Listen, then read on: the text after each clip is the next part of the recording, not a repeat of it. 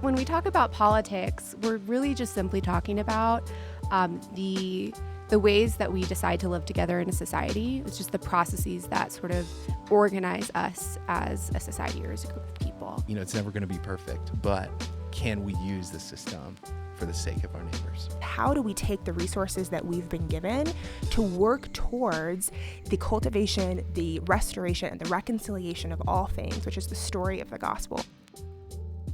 Welcome to Parish, a video podcast that celebrates, equips, and focuses on small churches and why they matter so much. We believe that small churches are uniquely positioned to integrate in their communities and engage issues in ways only small churches can. I'm your host, Canaan Hurst, and this is episode 2, Politics, Presence and Practice, Part 1. Welcome to Parish. Thanks for having us. You are welcome. I'm so excited for this episode. Today, we have Dr. Hannah Paul, who is an assistant professor of political science at the University of Missouri. Just recently moved from Englewood, where we are filming this. We're extremely sad to see her go, but super excited for your opportunity. And Chelsea Nunnenkamp, who is the chief of staff at Unite America and a city council member in this city that we're sitting in right here. So both of these women are extremely qualified to talk about the subject of politics and how to engage politics in a really healthy way as the church. So let's start off, Hannah, with you, talking a little bit about what you do, your work, and how you got there. Cool.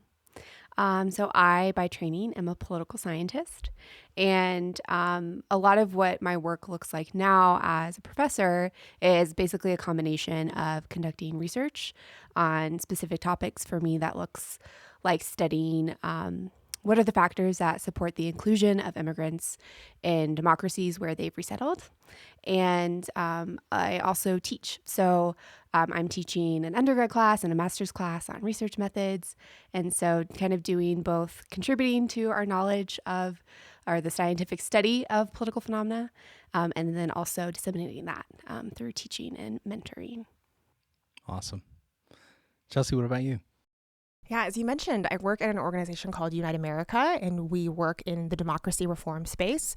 So we work to pass structural reforms to our political and electoral system that will make our federal and state governments inherently more representative and more functional on behalf of the voters. And that's kind of this very macro piece of work that I get to do and really love doing it. And it's one of those jobs in politics that you feel like you're part of the answer and not part of the problem. And so working at a national scale with that, and then working at a very local micro scale as an elected member of the Englewood City Council. I was elected last year, and it's been such a joy to have the opportunity to serve my actual neighbors, the people down the street from me or just a few blocks away, which has been really beautiful. How I got there was I cut my teeth as a civics teacher, teaching high school civics.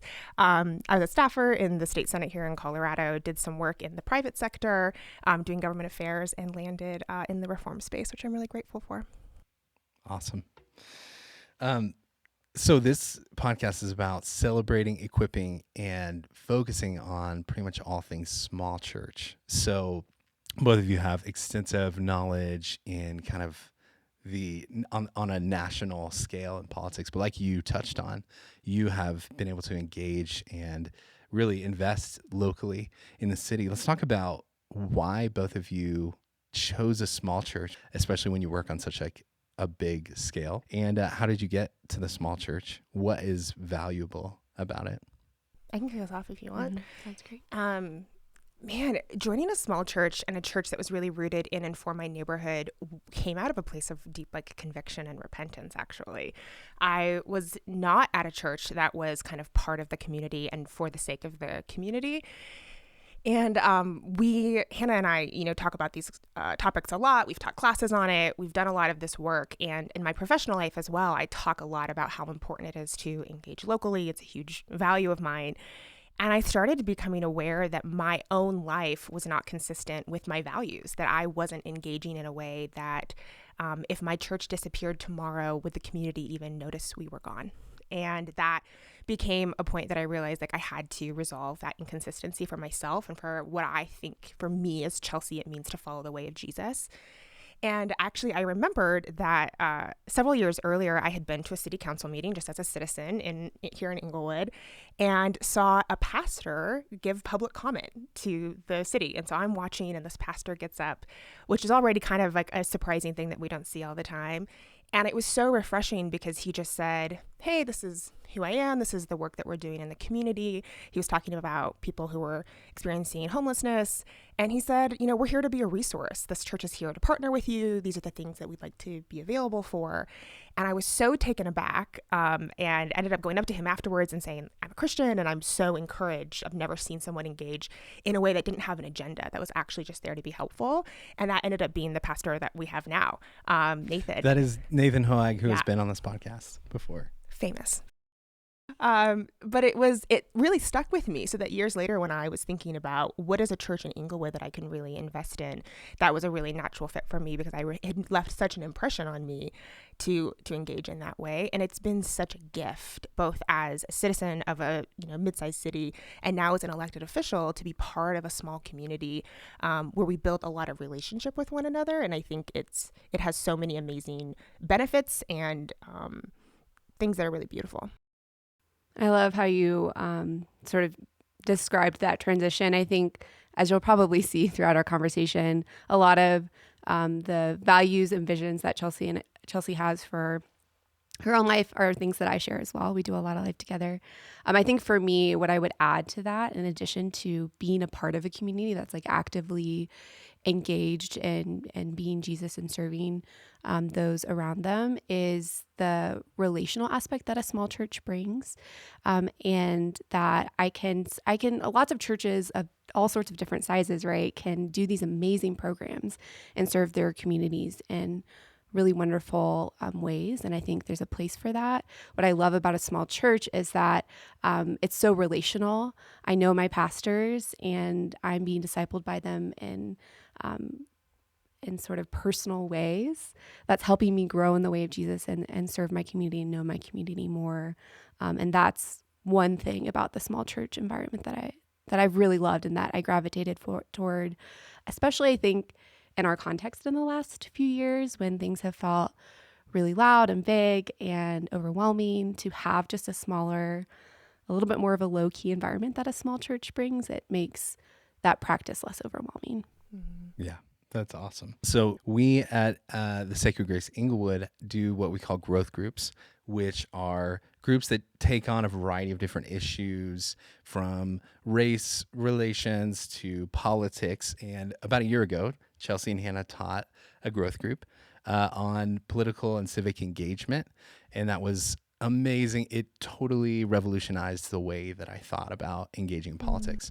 I feel like with the term politics, it evokes this kind of guttural emotion of you get a lot of size, you get especially in the church, a lot of people associate politics with just negative things. And I was actually thinking in preparation for this episode, like, what are all the ways we use politics, especially in the church? One, I think especially now, is kind of an eye roll and I don't want to associate in any way. It's traumatic because of the infighting, all of those kind of divisive things.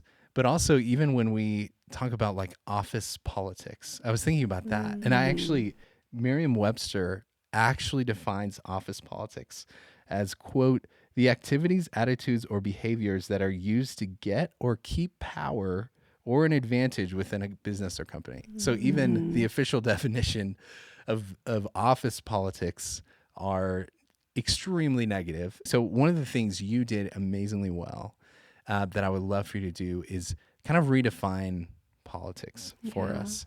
What does that actually mean? And talk about the difference between politics and government, how they overlap and how they're different. Yeah, I love how you set that up, and just acknowledging the emotions that come with even just the word politics, and how oftentimes that is enough for a lot of people to be like, okay, and I'm out. So when we talk about politics, we're really just simply talking about the the ways that we decide to live together in a society. It's just the processes that sort of organize us as a society or as a group of people. And so that's what politics means in a really broad sense. When we talk about government, we're talking about the institutions, the rules, and the people who are governing how we order society or how we organize each other. And so, of course, power is integral to that. A lot of politics is sort of deciding who gets what. But more broadly speaking, it's just about how we live together. And while sometimes and oftentimes there can be sort of negative or difficult, like conflict is an inherent part of politics. There are also really necessary and even beautiful, if I can use that word, ways that we can order society and live together. Mm-hmm. I think also for us, we have found sometimes there's just like this gut reaction to the word politics. And so sometimes taking a step back and saying, what are we really trying to communicate? Is this the best word to do that? Mm-hmm. And so oftentimes in the work that we've done and the teaching that we've done, we've opted to use the word civic instead of political, mm-hmm. because, your civic engagement or being involved in kind of the civic building of your community sometimes is like an easier and more accessible avenue for folks than like get involved in politics. And civic also is much more broad. Sometimes political can inherently feel partisan, right? It invokes power, as you mentioned, which I think we could talk a lot about. It's really interesting and how we use power on behalf of ourselves and others. But then also when we talk about civics, there's a lot of different avenues to invest in a community civically, right? There's different ways, and you can use your strengths and the time and the talents that you have available to you, and to use those things as tools to build and seek the reconciliation and restoration of a place, which is kind of how we think about this theologically as well. I was revisiting the definition of civic as we were just talking about preparing for this conversation. And I was looking at the definition, and it's just like refers to the duties and the activities of people who are in a town or city or local area. And I loved that local aspect of it. It's just kind of knowing what's going on, like what's happening in your community or in your area, and being involved in that. And like Chelsea was saying, that doesn't and often isn't a partisan sort of activity. It's just kind of what's going on in your neighborhood and how can you be involved in making life better for everyone in it. Everything that involves our public life together. Yes. So let's talk about politics or civic engagement Mm-hmm. in the context of a small church. You just mentioned, Chelsea, that there are a ton of ways that you can engage civically in your community. And I feel like so many people listening would be like, okay, what are those? Because I've never thought about this before. Yeah, I think, we can talk about the individual and then also as a community. And I think that they both have really specific ways and strengths. As a church community broadly, something that small communities and small churches have that maybe bigger churches don't. We think oftentimes like, oh, big churches have all these resources and things that they could do. But that also often comes with, an agenda or maybe a slower kind of more bureaucratic process. With your small community, you can be really flexible to meet the needs of the city. You can pivot quickly. If something's happening and there's a time-sensitive need, it's often much easier for a small community to go and meet that quickly, which is really exciting. And then also you may not have the consideration or sometimes the burden of a large platform, right? So when Nathan goes and gives public comment at city council, there are maybe 20 people watching the live stream on a good night for us, and maybe some folks in the room who are listening, and he can maybe feel free to speak candidly and freely and not be concerned about, oh, I have this giant platform, people watching me, I have this huge following. It allows you to build kind of more authentic relationships and not be so concerned about what you might say or not say. And I think that's a really beautiful thing because it builds authenticity and honest relationship and vulnerability between you and your elected officials. But also it starts really basic. It starts with building relationships. It's much easier to get coffee with someone like me than it is a U.S. Senator. So true. And to come with humility and to ask real questions about what's going on, what do you need? Coming with humility also to learn the process, to say, okay, most people are like, oh, I'm sorry, I don't understand, I don't know how all this works, and that never bothers us. We're so happy to just engage you and to say, yeah, this is what an ordinance is, or this is what a municipality does, and local elected officials want to hear from folks, and then to identify what's the time and the talents that you have in your possession that you can offer your community. And it's going to look different for everyone. We are a body with diverse parts and skills and interests. And so finding the things that you can bring to the table in your community is really beautiful. We had an experience where one of our parishioners came to City Council just a few months ago. We were dealing with a particularly sticky issue in a really challenging time where we were receiving just a lot of negativity from the community and people who had a lot of concerns and problems. And it was a really challenging issue to tackle. And this parishioner came and just offered encouragement. She just said, "Hi, I want you to know that I love our city. I love what you guys are doing. I'm grateful for the work that you do. These are the things that I see that you're doing." And it made such a huge impact because we rarely hear positive things, and that's fine. That's the job, right? We're there to help solve people's problems. But that alone, that gift of encouragement, really made a difference for our community. I just, as you were saying that, it made me think about, a pastor might not know where to start, right? And leading their congregation, or maybe it's a leader of a small group of how do I start? And so I love how Chelsea was combining this idea of coming in with humility and learning the process. And I also think that doing things like praying for your elected officials and encouraging them, and how we think about, I think most of us could probably look at the reputation of Christians in the public sphere, in the political sphere, and say, like, I think there's some issues. We could maybe do with some more fruits of the Spirit in that. And just even, I love that example of the person who came to encourage you all, like that. What if we became known for just going and encouraging and saying and giving positive affirmation? Because government officials, people working in government, need feedback. They're there to serve and to govern sort of with the will of the people in mind, right? And so for them to get not just feedback on what we think what they're doing is wrong, which is an important form of feedback, 100%. right? But also saying this worked really well. Thanks for doing this really difficult thing or dealing with this issue that we know is challenging. So I love that sort of frame.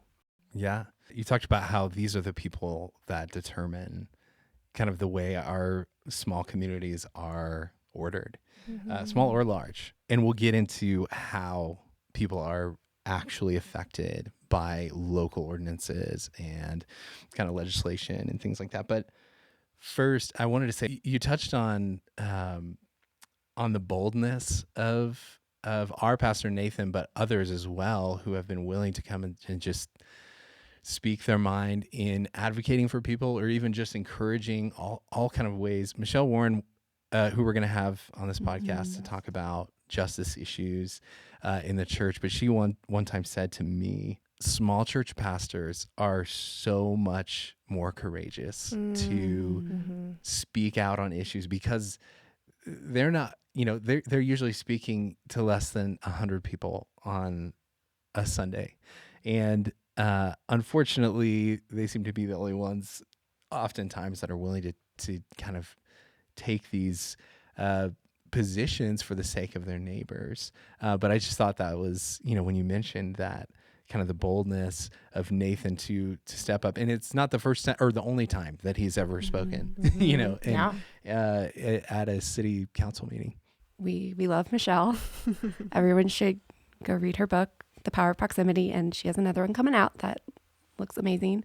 I think too, what made me think, I thought of this as you were talking about Michelle, and then Nathan giving public comment, and being courageous and being bold is also, it's important to remember that it's okay to get things wrong or to not quite get it right.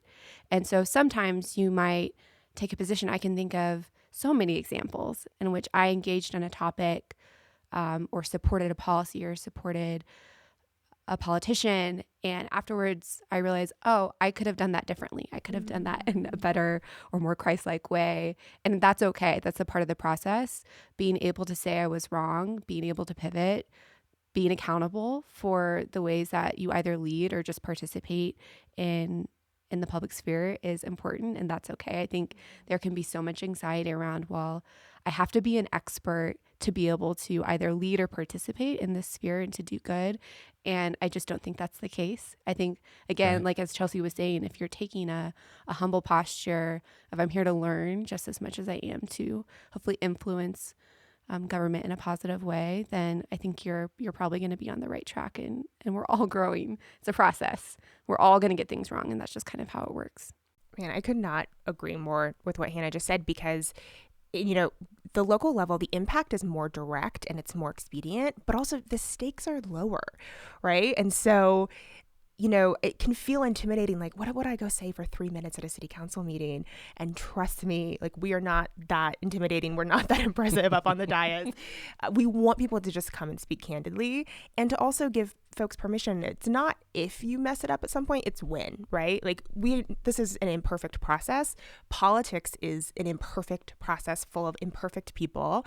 And I think for leaders, it's modeling for your community what you do after you mess up. That can be sometimes the most powerful and important thing, and how we pastor folks in that way. And so letting go of the belief of, I can't do it, I'm going to say something wrong, is like, yeah, you will. And the beauty is, how do you repent and acknowledge that and move forward and continue to build those relationships? Yeah, absolutely. I imagine at this point, there are still going to be some listeners who are like, I'm not convinced yet that this is something I'm called to do. From a theological and a biblical perspective, one of the things in our growth group that really was a huge aspect in changing my mind and heart about this was the theological and biblical precedent you pointed out, that there is for political engagement. So I would love for you to share that, because I think that's so important, especially for people worried, thinking about government, local government, national government. I think the word that comes to mind for so many people is corruption and money and divisiveness and single issue voters and all of this kind of stuff. And a lot of people naturally want to stay away, but lay down a theological foundation for us. Yeah. And I mean, all of those things are true, right? Everything that you just said is true. We're working on it at Unite America. We're trying to fix some of those things. But again, it goes back to the idea that, yes, these are completely imperfect systems. They're also the best things we have, right? That's what's available to us. And for me, I always like to kind of do a zoom out, right? And we think in the macro theological lens about who are we created to be and what is our purpose kind of on earth, right? And so we see in the creation narrative that humans are made in God's image and they're placed into this garden, and the way that the writer of Genesis describes their context is full of all these incredible natural resources, right? There's gold and there's onyx and rivers and all of these things, and it's not this perfectly curated space for them, but he says that he makes them in his image and that they're supposed to have dominion, they're supposed to work and cultivate that space.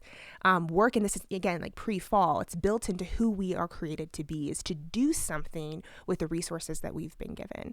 And so obviously most of us, some of us are, but most of us today aren't living that kind of very raw agrarian lifestyle where we're making something out of complete nothing. But the resources that are available to someone like me in 2022 are my intellect, my abilities, the social power and privilege that I have in this society, the ability to vote in a democratic republic. Those are resources that I have been tasked to use. And I have the belief that if I fail to use those in a way to cultivate the society around me, then I'm actually not fully living into the image of God, the imago Dei that I was created with. And then if we start with kind of, the creation narrative, and then we jump to the bookend at the very end of the story, Dietrich Bonhoeffer says that Christians are supposed to live from the end of the story, right? That's always in our minds. It's no longer a garden like we see in Genesis. It's now a garden-like city, right? We see a city that has also trees and rivers and gold, but now the streets are paved with gold, and it's become this thing. And so the kind of thread of history that we are now in the middle of is, how do we take the resources that we've been given to work towards the cultivation, the restoration, and the reconciliation of all things, which is the story of the gospel, how he's reconciling us and all things to himself, that is the thing that we're aiming for. And so in this moment, my political engagement is part of that. Now, it's not going to complete it, right? And it's not that I'm trying to build this kind of Christian nationalist kingdom right here in this Christian government, but it's what tools are available to me that works towards the reconciliation. And I know what those things are because of the gospel of Jesus, because of the Sermon on the Mount. It's loving my neighbor as myself. It's advocating for the least of these. It's a preferential treatment for the poor, right? And so those are the things that I can use political power in this moment for.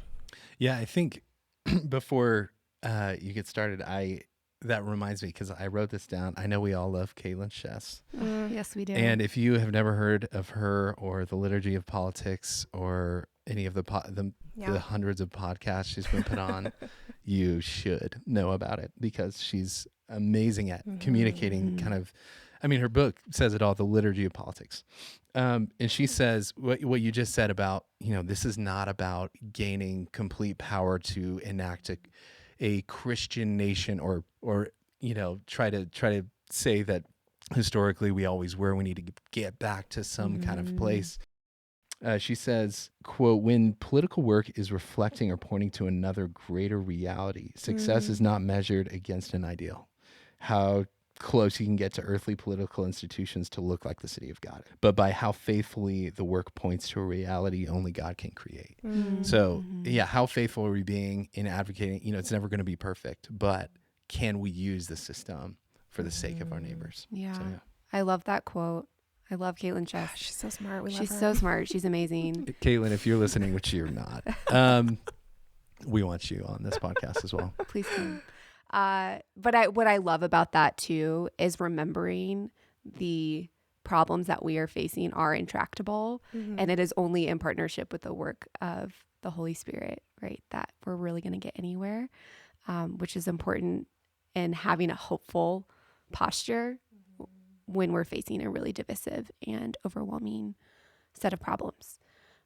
What I love how Chelsea sort of set this really strong theological foundation for, like, why should this even be on our radar? And does the Bible have anything to say about whether or not I should participate? I think the next step of that is, okay, what lens do I use? What framework can I use to decide how to act and what to do? And I like this simple motivation of, well, we should care about politics. Christians should care about politics and be engaged in politics, because politics shapes the policies that affect people and our neighbors. And we, as Christians, have a mandate, right, to love our neighbors as ourselves. And so if we take that lens of love of neighbor when we are approaching politics, that can help us navigate what is a challenging terrain. And I think sometimes, like, there's probably a lot of people or pastors, listening to this who are doing amazing work in partnership with charities or missionaries or nonprofit organizations who aren't sort of inherently governmental. And I think those are amazing. And those do really good work. And I would say also, in the work that you're doing to see change with regard to different issues in society like poverty or injustice, is that government is such a powerful tool that we can also use to see the sort of outcomes that we desire to see in our communities and in society. And so remembering that, again, government is a tool, engagement in parties, those are tools, right? They shouldn't be defining fundamentally, right, how we're engaging, but that we can use them in addition to other things we might already be doing to affect more people. And Chelsea mentioned this earlier in the context of it, if we're talking about the context of the United States, which is a democratic republic, right, that's built in. Our neighbor is just not the people in our local community that people whom we know can see at the supermarket or whatever, but also we can affect the entire nation with how we engage in politics because of how our government is set up. And so thinking of our neighbors as anyone who's living in our society is something that we should also keep in mind. And the other thing I also want to say too, to not engage in politics is also a political act, because it's saying that the status quo works. You're basically endorsing the status quo by not engaging. Yeah, there's a film that you showed. What was the the love of neighbor? Or, oh yes, where someone says basically that, which is to not engage is to baptize the status quo. Yes, oof, like that's a stronger word. That's a good one. That got me. It's very convicting, and it also reveals where the types of privilege we might be experiencing, right? So if I'm not voting, if I'm not sort of engaging in emailing my representatives or calling them or protesting, and my life's still great, that means that I'm in a place of privilege. And it's important to remember that's probably not the case for all of my neighbors. It certainly isn't. And so to keep that in mind of whose livelihood is at stake in this next election. I could actually, by not engaging, it could harm my neighbor, right? by endorsing the status quo, that could actually be harmful for my neighbor. And as I'm sure you'll talk about more with Michelle when you discuss issues of injustice, right? There are lots of people in our society who, if things don't change, right, they're living, they're experiencing or suffering the consequences of that. Yeah, if there's something you take away from this, it's that everything is political. Yes. And pretending that it's just not an option for us in this society. And something also, if you're still not convinced that this matters, is we see it in the life of Jesus. He was living in a incredibly politically fraught time. He's living in an occupied state where his people are being taxed, some historians say up to like 40%, and the Jewish society is incredibly fractured. You could even say, kind of like politically, on how to react to Roman occupation, right? You see zealots, you have Herodians, you have Pharisees, everyone kind of wants to do their own thing. And when the Pharisees come to him, we see in Matthew when they ask him about taxation, right? They said, should you pay taxes to Caesar? And it says in Matthew that they were trying to trap him. And most of us probably feel like a political conversation is a trap. We feel trapped by it and that there's no easy way to get out of it and you're somehow always going to say the wrong thing. And they are coming to him with this binary, right? Yes or no question. Should we do this or not? And no matter what he answers, it will upset, a huge swath of his community.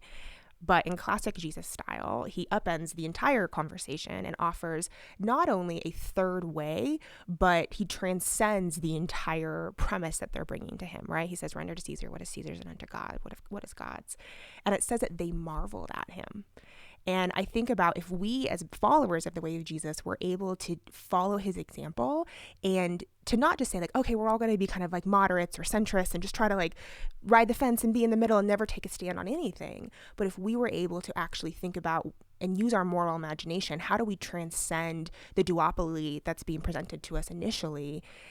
Maybe we also would be able to model his behavior in a way that the society around us would marvel at our Christ-likeness, not at our ability to win for our side.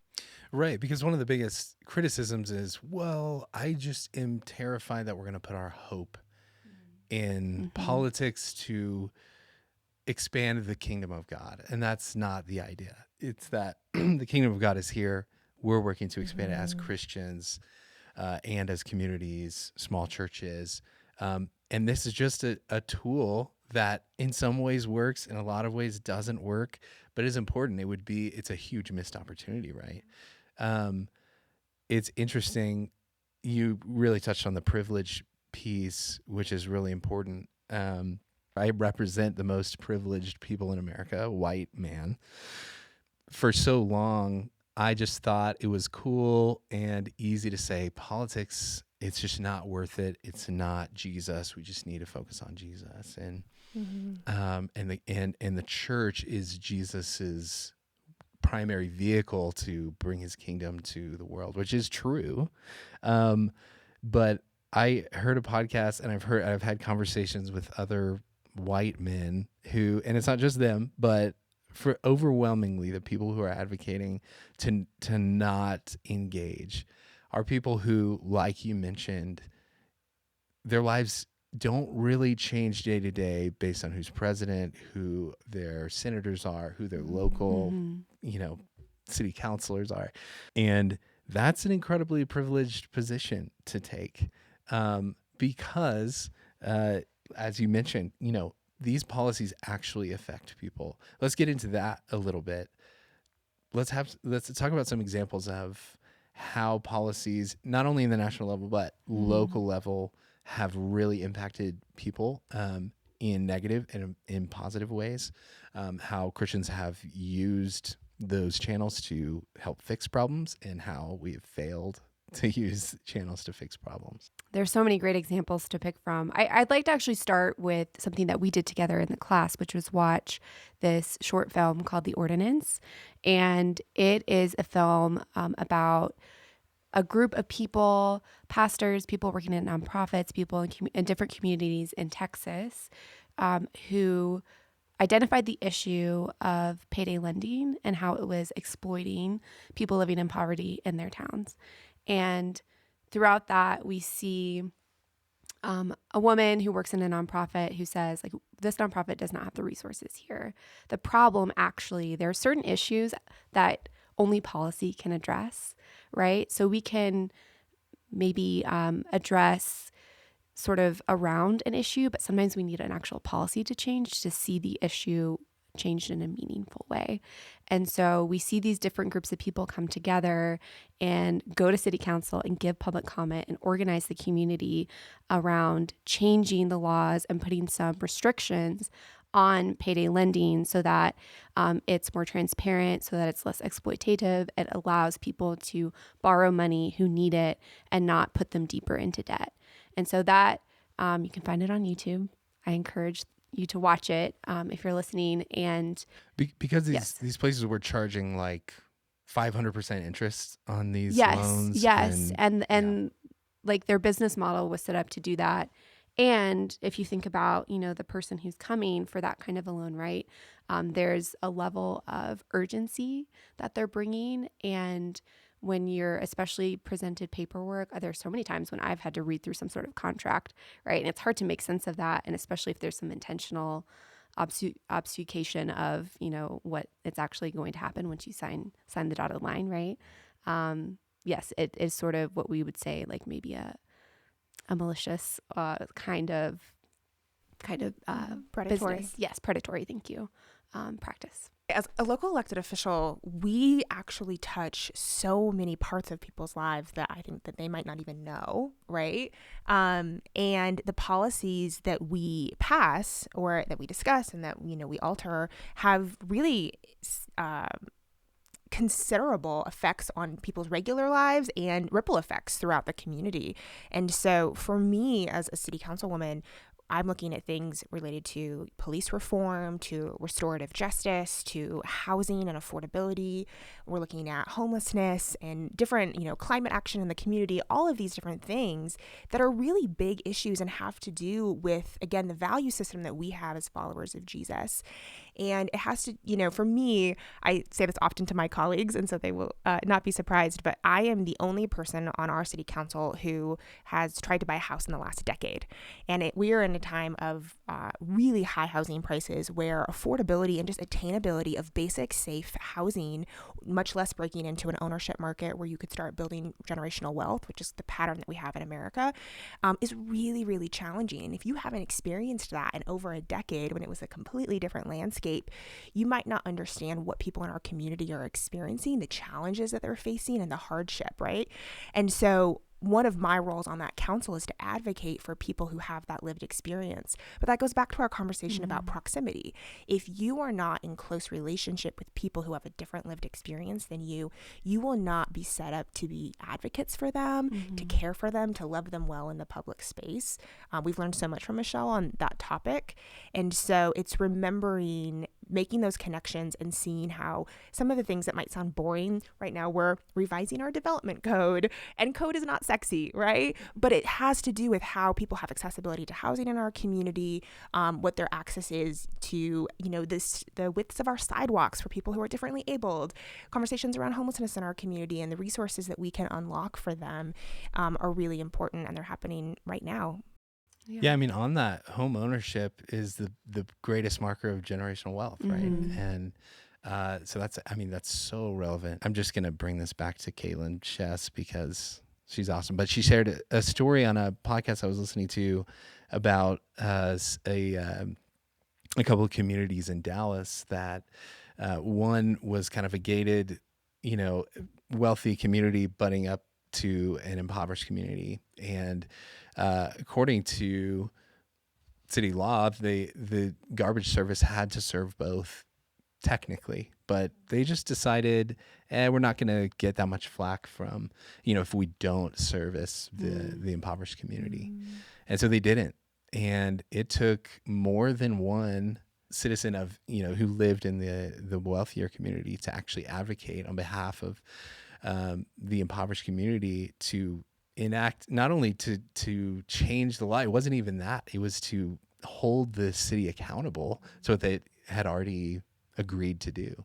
And that's just one example of how much power privilege has, to be able to be listened to be able to show up and drive to a city council meeting, to get there, to not have to work 3 jobs. I mean, Yes. a variety of reasons, availability. It goes so deep, right? Yeah. I love the acknowledgement. And this goes back as well to what Chelsea said earlier of we should really think of ourselves as members of a body, right? And we all have different resources and capacities and levels of privilege. And so that allows us to do different things to engage in our communities. I think especially if you are a person who's in a position of privilege, as you are learning about issues that are affecting your more vulnerable neighbors, it's really important to listen and learn from them first, and not assume that you know the solution to the problem. The person who's going to know how to fix their problem the best is the person who's experiencing it. And so always going in and trying to avoid a sort of savior mentality, or I think if you grew up in the church, you may have been exposed to that kind of missions work or community work where you come in, you save the day, and there's no relationship there with the people that you're serving, right?